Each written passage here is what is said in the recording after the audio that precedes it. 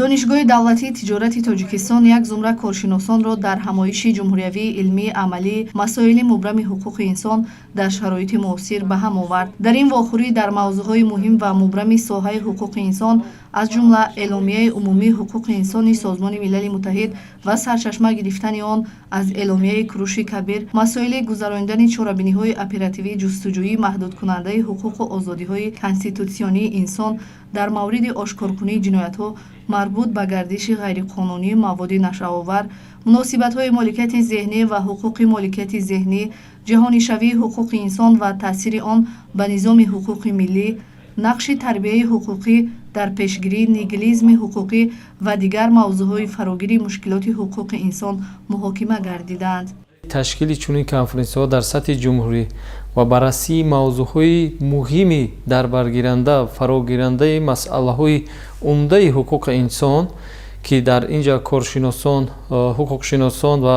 олимони соҳаи ҳуқуқ даъват шиданд, чӣ кормандони мақомотҳои ҳифзи ҳуқуқ, метавонад натиҷаҳои конференсия на дар рушди маърифати ҳуқуқӣ, балки дар рушди фарҳанги ҳуқуқӣ низ таъсиргузор бошад. агар маърифати ҳуқуқи шунавандагон ё бинандагон баланд шавад, дар навбати дигар натиҷаи конференсия барои рушди